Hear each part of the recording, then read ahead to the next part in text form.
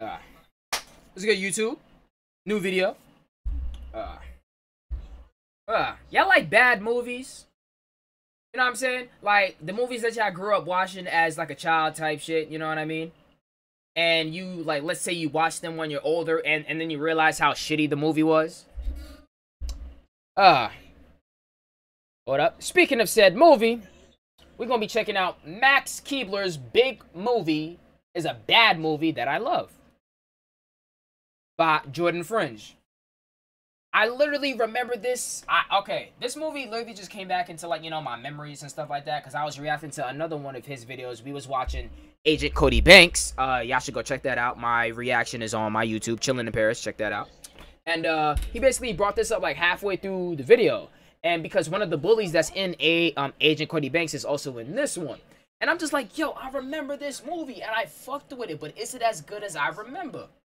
Let's find out. Feature. You're tardy and you're dripping.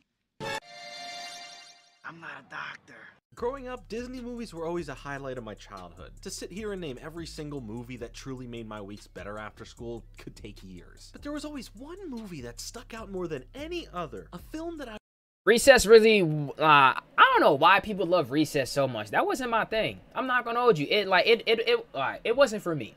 It really wasn't for me. Also, there are so much overrated cartoons out there, past, present. The ones that really pissed me off, bro, Ed, Edd n Eddy, and Kids Next Door. I don't know why people love those cartoons so much. They were awful. I don't know why they were created. They were so overrated because everybody just kept on bringing up those shows. Oh, I miss Ed, Edd n Eddy. I miss Kid Next Door. What the fuck does that have to do with this video? I don't know. I would watch almost daily once my parents purchased me the DVD. Max Keeble's Big Move, a mostly forgotten about, not so Big Move. I literally said Big Movie. I can't read. Series film that for some reason has left a bigger impact on me, more so than most other films have. I said most. I said most! Anyway, I figured that if we're going to start going over some of the Disney classics and other forgotten gems that I find interesting, as well as this to me is considered my 100k subscriber special, thank you guys so much by the way, why not celebrate firstly with my favorite, Cax Meeble's Mig Boov. No, wait. Let's keep that between Cats, you and me, Meebles, okay? Huge shout out to Loudhouse Fan 9 for guessing today's video correct. If you want to participate, make sure to follow me on Twitter. Make sure to hit that like button if you want to see more weird or obscure Disney movies talked about here on the channel, and all learn how to do a reverse front flip. Isn't that just a backflip? The film starts off with our main hero, Max, who is the best paperboy around who must dodge and evade the evil ice cream man played by Jamie Kennedy. Funny story about Malibu's Most Wanted over here. My elementary school gym teacher always told us that her cousin was Jamie Kennedy. Even had the same And Malibu's Most Wanted. Okay, this is like one of Dante's, like, okay, not one of Dante's favorites, but he, I remember him talking about this movie before though.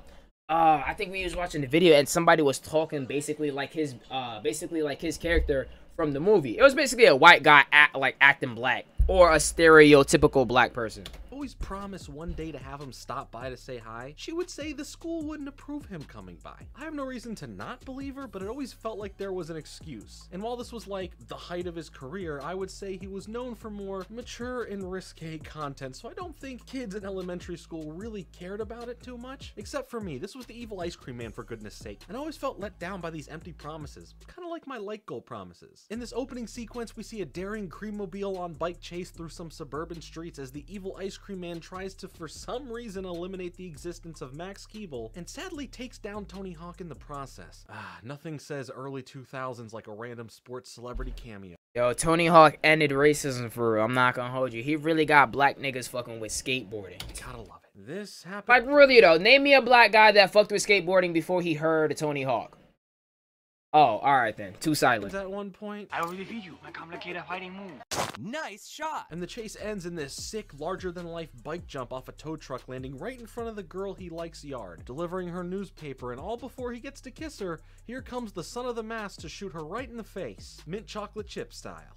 I do remember her. That part oddly confused me, because Max was a shorty. I think I don't know if he was in high school or not. I don't think they ever disclosed what grade this little nigga was in, but that girl looked like she was at least a senior. I don't know. She looked way older than him. guy. But I didn't want to judge. Maybe he's just short. What can I say? I'm just different. Like You know, short niggas need love too. I'm not that tall Turns neither. out it was all a dream, and it was the first day of junior high, and Max here is full of the slang of the time, where almost any word could be made to sound cool, like drumpin'. I don't know what it means. I just made it up, but it could have been something back then. We meet his parents, and yes, that is Mr. McGuire cosplaying as a dancing lobster, but we don't need to dwell on that. And speaking of dancing lobsters, from Amanda Show fame at the time, Josh Peck gets introduced to us as one of Max's best friends, as well as Megan. Megan? No, not that Megan. She's kind of this Megan girl, and Josh's character, Robe, Megan! Well, he just wears a robe. He also has no concept of germs. That is so gosh dang disgusting. Approaching the school, we get introduced to the overall antagonist of the movie, Principal Jindrake. This man makes Thanos look like a gentle soul. Principal Jindrake? He hates animals. He hates... I ain't gonna hold you. If my principal had a last name like Jindrake, I'm not gonna lie. Every time I see you, jokes are on sight. Literally anything that doesn't Yo, Mr. Jerkoff, what's good, bro? Budgetary numbers Jindrake, build a what giant kind of football last name? stadium. His other aspiration is to use this to leverage his chances at becoming a superintendent. We also get shown the bullies of the school through the fear-mongering stories told by Reese from Malcolm in the Middle here and his friend who is credited as yearbook photographer. We learn about Troy McGinty, who every day wears a shirt with his victim's name on it to show the school who he's going to pick on that. Okay, this part was kind of fire to me, because imagine a bully every day shows up to school with a name on his shirt, and whosever name is it, that's who's getting bullied, or that's who's getting fucked with that day. I'm not gonna lie, that's bold. Like, really, a bully doing this. He gets up in front of the whole school, bet, it's your ass today, you know, Larry, no, not Larry, that's not a good, like, give me a good fake name. Oh, Daryl Johnson. You know, Daryl Johnson, you about to get swirlies today. You really about to get your ass stuffed in the locker. You about to get your head stuffed down the toilet. Somebody have to do. I think that's Caleb probably getting ready for bed. That day. Also, yeah, speaking of Twilight again, he's in that. We learn that his first victim is Max Keeble, but why? Yep. Stay off the camera. Stay off the camera. Don't be too much in it. School year's first I'm recording. Find out shortly. We're not there yet. Jeez, relax there, James. Also, Lil Romeo's here. Hurry up and close my door. Jesus. For some odd reason, but that's okay. He'll have his own show on Nickelodeon. I wasn't yelling at you. I was just yelling it out loud to make sure y'all both heard me.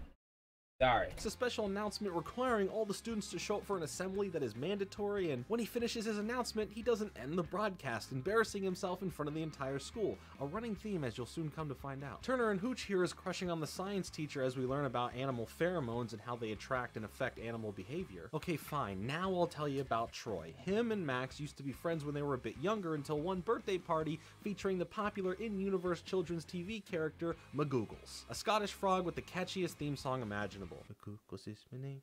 I like a swampy bog. It's time to play a game with your favorite Highland frog. Oh, looks like I didn't turn off my recording either. Great. Jordan cringe. So Troy was actually scared of the frog and has a full-on freak out at that birthday party back then, especially when Max's dad comes in. Okay, so they are the same age. So Max is literally just short for real. He just never grew after the first grade. That's wild. Magoogles, completely traumatizing him in front of all the other kids, and from that day on, it was family no more. Family. So when running into him in the hallway, it was time to bully him. Literally, taking him outside, holding him late from the assembly by tossing him in some mud and then the dumpster, which, can I just say, this may be the actual, no joke here, grossest... And I'm not gonna hold you. That is fucked. Because bullying is usually you get stuffed in a locker. You get made fun of because your shoes are too big. You get made of because your nose is, like, you know what I'm saying? Because your nose is small or something like that. Or because you walk funny.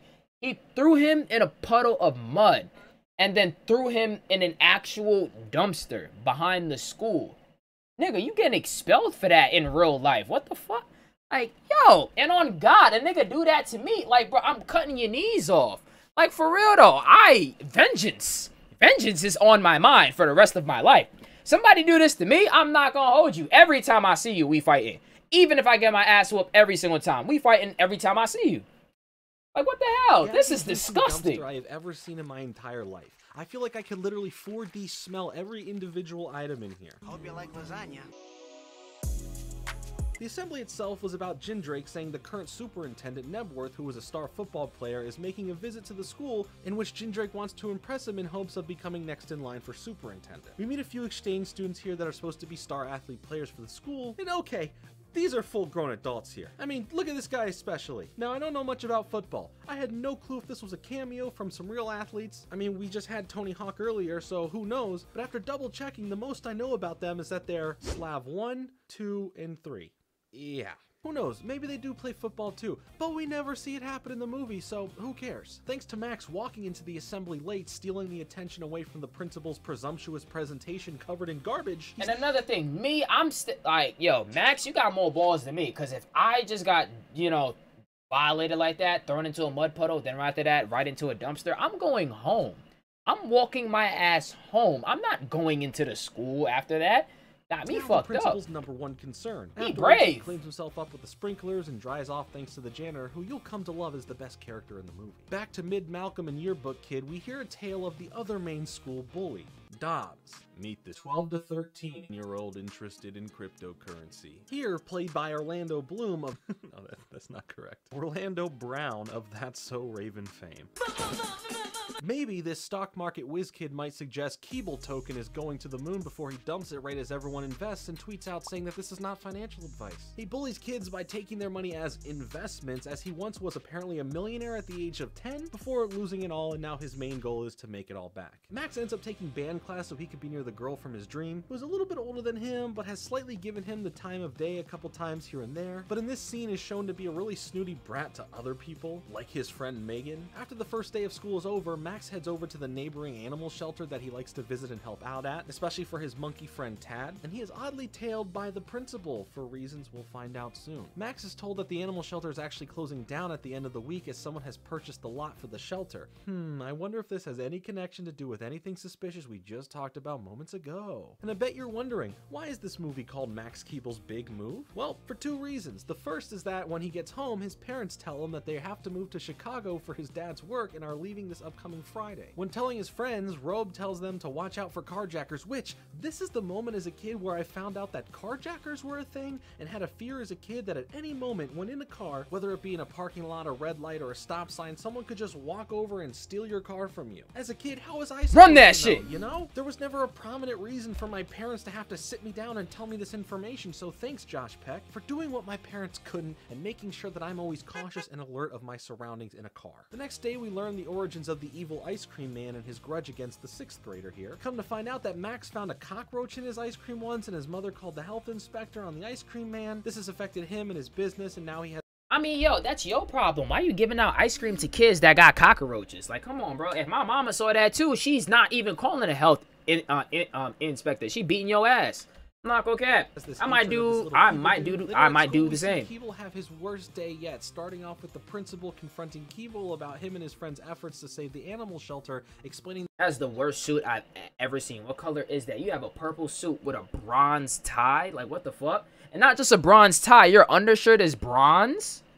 What the fuck? That shit looks spray painted on. That he is personally bulldozing the land to make room for the football stadium. Also, Troy McGinty goes after Robe, encasing him in a display enclosure in front of the whole school, where Max has to go and save him by letting him out, thus ruining Troy's plans. So Troy does the whole swirly thing on Max, you know, the thing that you always got scared of bullies doing to you, but seriously, if you actually had a swirly happen to you, please let me know, because I've never seen it happen to any kid ever. I think it's just I really think that is a myth, because if kids was actually getting swirlies, like your head dunked into a toilet, yo, you need to fight.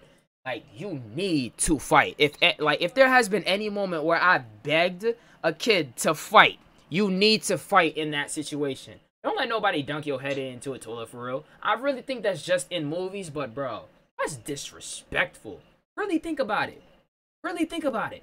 A myth perpetuated by shows and movies. But because of that, when he returns to class late, the teacher gives him a writing assignment as punishment, and when she notes that she wants it done by Friday, he realizes that, hey, I ain't even gonna be here Friday. I'll be in Chicago. And everything starts clicking in his head. He's leaving anyway. There'll be no real consequences that he has to face. And this is the moment where Max Keeble snaps. He starts causing a scene in the class, ending with him standing on the teacher's desk, kicking a globe, and citing a student uprising in the class before drumpingly walking out. What, my made-up 2000 slang word not as cool as I think it is in my head?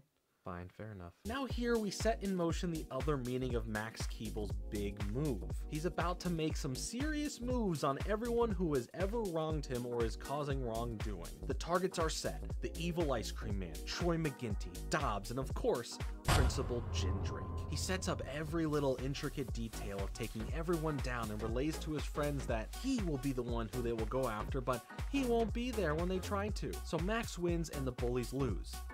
Right?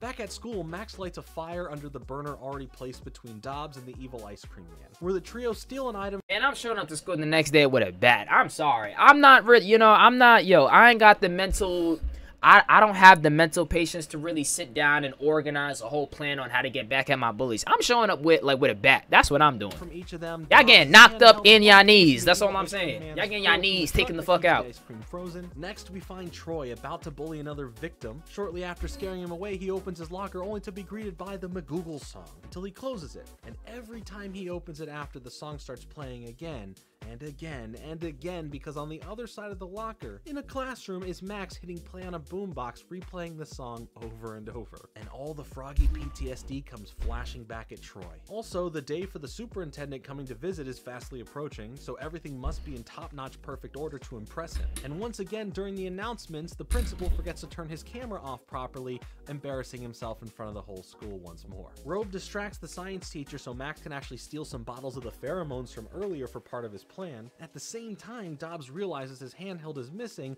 and the ice cream man realizes that his product is starting to melt. As the plans are slowly taking motion, Max gets to have a touching moment with his friends here, about how this will be the last few days that they will have together, and maybe that he will find friends in Chicago just like them. It's a sweet way to look about moving away as a kid. As someone who moved several times at various ages throughout middle school and high school, not being able to truly grasp everything and seeing the world in a smaller bubble, it seemed like you would be losing your friends, but now thanks to social media developing more, luckily I've been able to keep several lifelong friendships because of that. But in the moment and when I was younger, it did feel like a final goodbye, and you never really know how to say goodbye as a kid. They are also planning one last hangout as a going away party, which symbolizes their friendship through the years and to create one final memory together. Max and his father have a big talk about the move, as Max doesn't see where his dad is coming from and relays his newfound mentalities about standing up for yourself and not being a pushover, as his father seems to his boss. And I like this added dynamic between where parents and kids can differ, seeing how a move comes to be, and the viewpoints of a kid not understanding or a parent not relating to the kid's feelings. Now, we ain't talking about an Oscar-worthy performance or dialogue here, but to have these kind of discussions in a Disney film, I'm sure helped some people out there understand the conversation better, as it had for me. Later that night, the trio break into the school after hours to mess around in the principal's office, put the pheromones in his breath spray, and find out about the misappropriation of school funds hurting the other teachers and classes taught, like we see here in band class, with the space being also doubled as a storage room for the football equipment. The next day at school, Max opens his jacket in front of everyone to show that his shirt says Troy McGinty. Just like Troy McGinty. That's such a Troy McGinty move, if I must say. And here, that is so we gangsta have though. what could be recut into a horror movie, editing is everything style, where Troy is cornered and left in the dark with Max in a McGoogle outfit, the same one from Troy's childhood trauma. In fact, let's just do that.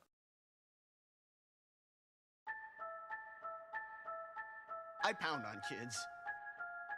That's what I do. That's what I do. It may bring up some unpleasant memories, but I think you'll find it helpful in the end. I went about all this the wrong way. What are you gonna do about it, huh? I'm so scared. Not gonna lie. Like, goddamn. That was way longer than it needed to be. He sent him into... Way longer than it needed to be.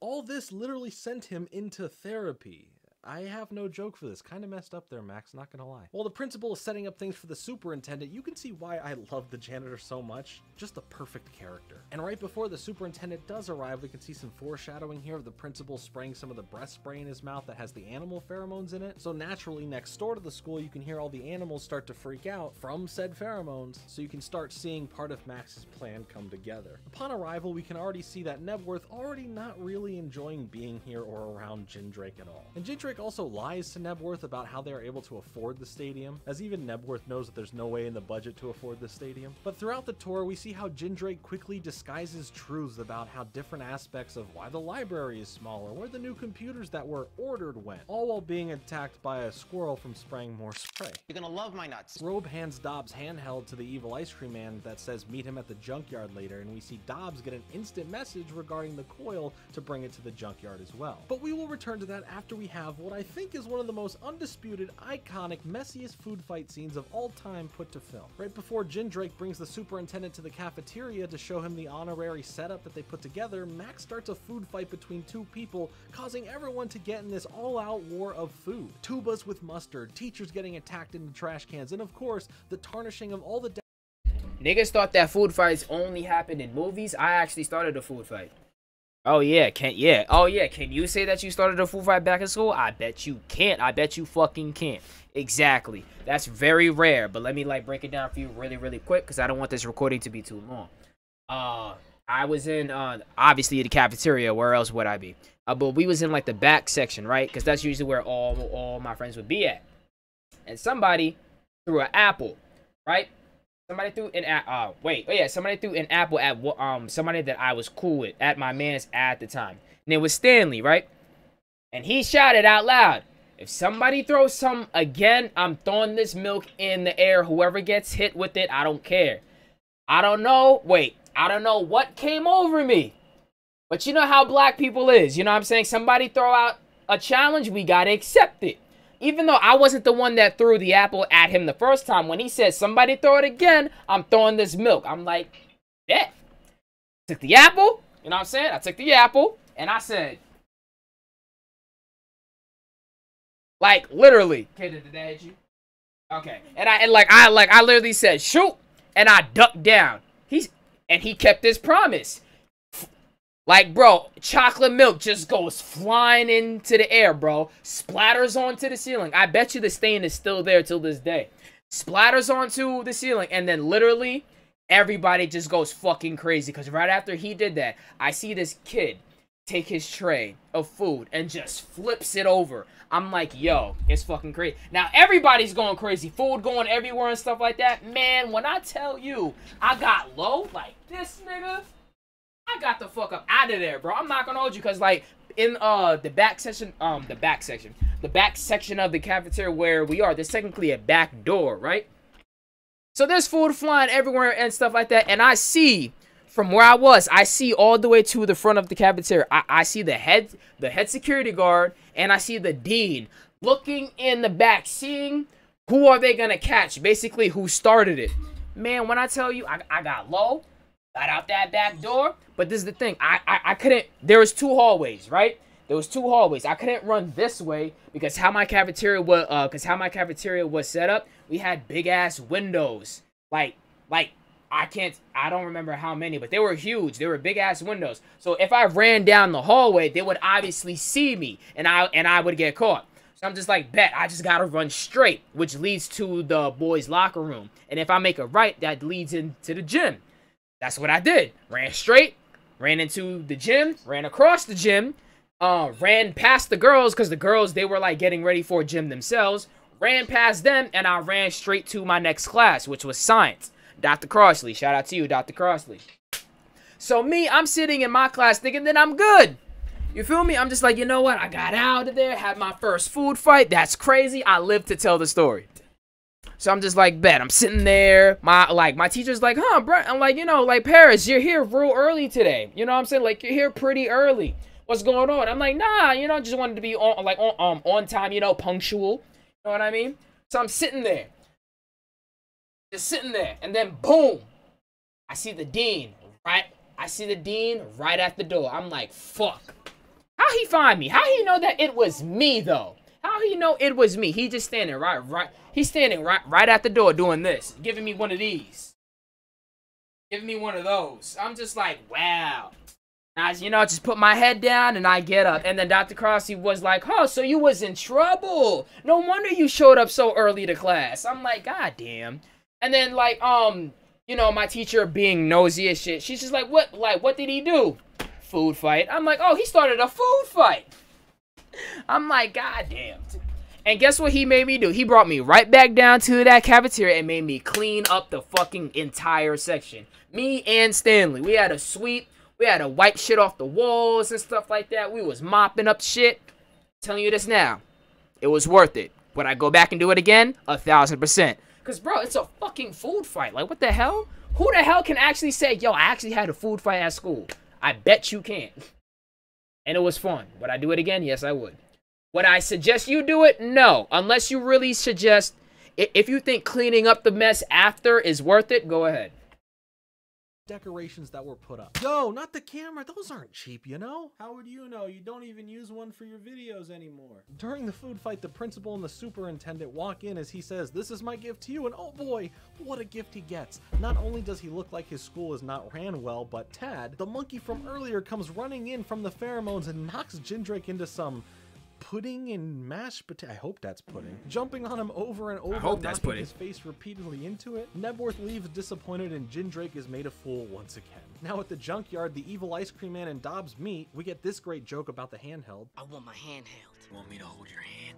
No! And they both end up destroying each other's. I want my hand held. You want me to hold your hands? All while in the background, Max lifts up the ice cream truck with a crane, which he shouldn't be operating in general, even if he did become a famous YouTube vlogger, and literally drops it on top of them, thus crushing them. Cutting to black, the movie ends. Max Keeble got his revenge, moves to Chicago, and life is fine for everyone. Okay, that's not what happened, but it would have been a pretty shocking end to the film if it did. The truck just dumps the soupy melted ice cream on them both, and Max escapes the scene. Then every villain realizes who was really behind everything, now turning their attention towards Keeble, who has destroyed a school cafeteria as well as an assault on the principal, led to the destruction of property and personal items, as well as personally destroying large portions of a work vehicle, and sent a person into a full-on shock from childhood trauma, resulting in counseling to help fix it. So you tell me, who is the real villain here? Now heading to his going away party, the girl from school he has a crush on stops him and invites him to hang out and get some milkshakes with her and her friends, leading to him full-on milkshaking it up, dancing on the table with her, getting hyped up by Lil Romeo. All while his friends waited for him and find out where he is, only to be saddened to see where his priorities lied in the end. Again, who is the real villain here? Okay, let's not try to flip this all on Max now. Come on now. He was getting bullied and he got revenge. Problem with that? He's not moving? Turns out his dad took his advice from earlier about sticking up for yourself and doing what's best for the family. I don't know about if giving up your job to start a new job on your own and be your own boss was the answer just yet, my dude, but hey, whatever floats your kayak. So now everyone in the school assumes that he has moved and all the bullies take out their aggressions directly on his friends, and the principal is going to enact stricter rules in the school and still bulldoze the animal shelter down. So everything he thought would be okay was not. Max spends the whole day hiding around the school with the saint of a janitor letting him lie low and giving him the best words of wisdom he needs to hear. Any kid can make a mess. It takes a man to clean it up. So he does the right thing and starts to clean up the mess that he made. He takes over the school broadcast, apologizing to his friends, telling the bullies to see him after the bell rings to face him head on, and before he gets to finish speaking, the principal barges in this time, confirming the turn off of the camera, and sternly threatens him and the future students with any similar intentions in the future. Max tells him he knows all about the budget fudging, and when Jindrake's back is turned, he turns on the camera secretly as Elliot here exposes himself and mocks the teachers of the school, the janitor, as well as fully admits to the budgetary fraud in which he has committed, live to the whole school, by the way. The bulldozer arrives as the final threat, saying he didn't save the animal shelter after all, then proceeding to lock him up in the janitor's closet so he couldn't stop him in time. Luckily though, Max escapes just in the nick of time to face the bullies head on. Jindrake goes to check on him, notices that he's missing, and the janitor swiftly locks him in the closet. Like an animal. Ironic. Again, best character. Keeble faces the bullies head on as his friends jump in with the greatest Josh Peck entrance ever, finally shedding his robe and leading in the marching band, playing a cover of We're Not Gonna Take It as everyone fully surrounds the bullies, as if it's the on your left moment with all the portals from Avengers, and telling them that they're not gonna take it. You know, see, it actually makes sense why they're playing that song, because that's what they tell the bullies. They all grab them and attempt to throw them in the dumpster, but right before, Max delivers a speech about being no better than them and that they can all live in harmony. And thanks to poorly wording what to do with them, they're still proceeded to be dropped into the dumpster. Also, Elliot escapes his captivity, man, that's just not a well-protected lockup, is it? Side note, you can also see the shadow of the person on the crew who started pushing open the door. And when the girl he really likes comes up to him and invites him to hang out, Max rejects the girl for his friends, and right before a really sweet moment between Max and Megan, Jin Drake rams the bulldozers through the parking lot and into the animal shelter. Max flips onto an ostrich, and the fight for the shelter begins, but of course, some breath spray never hurt, right? Oh yeah, pheromones. Oops! Max uses his paperboy powers to open a gate of animals that chase and attack Jin Drake down the road, and that's basically where they cut it to say the day is saved. Now that didn't finish everything off right then and there. Once everything went public and made headlines, the principal was fired and a new era has begun. I didn't mean to do that. Sorry. About him nearly destroying his vehicle, his business, and well, his sanity. All of this taking place within the first week of school, mind you, literally 5 days. Wait, this was the first week of school this took place? Oh my gosh, this is an amazing first week of school. Not gonna hold you. All of this big mess happened, but at the end of the day, I guess not moving was the best move of all.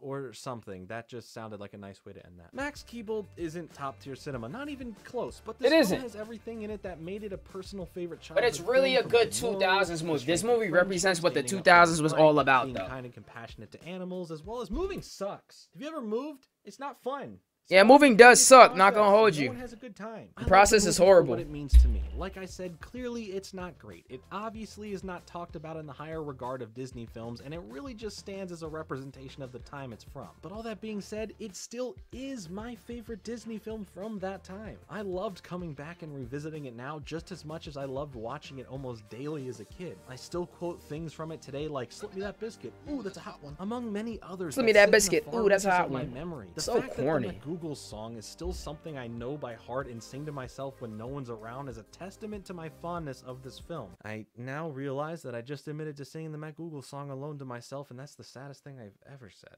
Those were my thoughts. Man, you ain't getting no judgment from me, Jordan.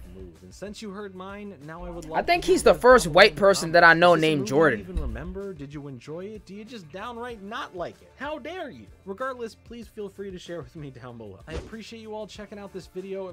You know, yo, Jordan, I appreciate you too. You know, y'all heard what he said. You know what I'm saying? Like, subscribe, do your job, do what you do. All right, that's it.